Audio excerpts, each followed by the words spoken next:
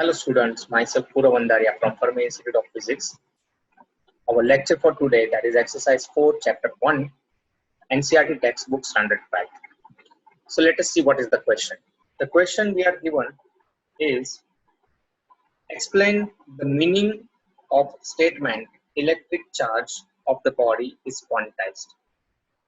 Basically इस question में हमें ये पूछा है कि क्वांटाइजेशन ऑफ चार्ज क्या है।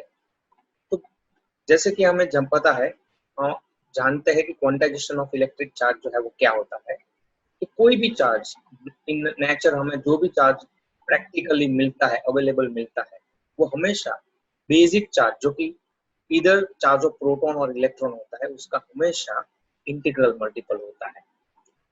So the quantization of electric charge means that the total charge Q of a body is always an integral multiple of basic charge, that is either charge of proton or the electron. तो अगर हम इसी term को mathematical form में represent करें तो हम charge Q जो है वो हमेशा E के मतलब के बेसिक चार्ज के इंटीग्रल मल्टीपल मतलब n टाइम्स होगा।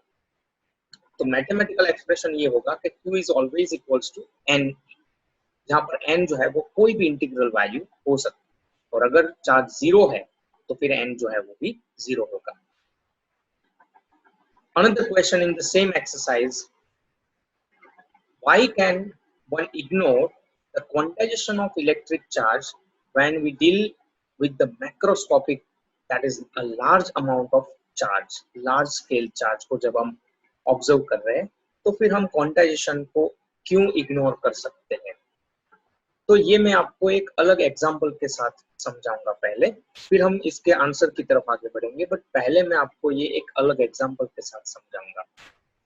अगर मान लीजिए कि हम कहीं पर एप्पल्स लेने के लिए जा रहे हैं या फिर पोटैटोज लेने के लिए जा रहे हैं, तो फिर what we do, we take 1 2 3 और इस तरह से हम मेजर कर सकते हैं, उसका काउंटिंग जो है वो भी कर सकते हैं, प्रैक्टिकल चीज है। बट क्या हम यही चीज राइस लेने के लिए जाए तो क्या यही चीज प्रैक्टिकल होगी कि हम 1 seed of rice, another seed of rice, third seed of rice ऐसे करेंगे? So it is impractical. तो यहाँ पर प्रैक्टिकल अप्रोच जो है वो हमें ध्यान में लेना है। काउंट तो हम सब चीजें कर सकते हैं, बट काउंटिंग करने के टाइम पे वो मीनिंगफुल है या नहीं, वो इतना ही जरूरी होता है। जैसे कि मैं एक बाउल ऑफ राइस ले रहा हूँ और वो भी 1 2 करके वो कर सकता हूँ मैं, that I can do, but it is not the practical way to do that. इसी तरह से मैं और एक आपको एग्जांपल दे रहा हूँ कि मान लो कि अगर कोई इंसान, उसके पास करोड़ ऑफ रुपीज है, अब उसके इनकम में 10-15 रुपए 20 रुपए ऐड हो गए, तो how much total wealth it will be. मान लो कि उसके पास थाउजेंड्स ऑफ करोड़ है, उसमें अगर 100 रुपए ऐड भी हो जाते या 100 रुपए कम भी हो जाते तो उसकी इनकम को हम 1000 करोड़ ही लेते हैं। इसी तरह से जब हमारे पास फ्यू इलेक्ट्रॉन्स में भी हंड्रेड्स ऑफ इलेक्ट्रॉन्स का चेंज हो रहा है, तो ऐसे केस में इलेक्ट्रॉन्स को काउंट करना या प्रोटॉन्स को काउंट करना वो फिजिबल है, प्रैक्टिकल है।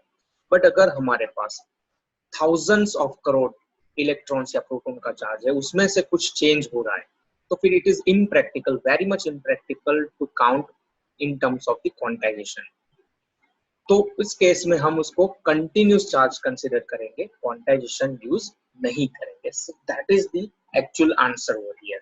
सो let us understand that while dealing with the macroscopic charges, that is n is very greater than 1, we can ignore the quantization of electric charge. This is because E is very small compared to Q. E जो है वो बहुत छोटा होता है compared to Q, और ऐसे case में हम Q को continuous consider करेंगे, हम उसको continuous charge consider करेंगे, वहां पर quantization apply करना impractical हो जाता है, so we can ignore this. So this is it. This was exercise number 4. I hope you understand. Thank you very much.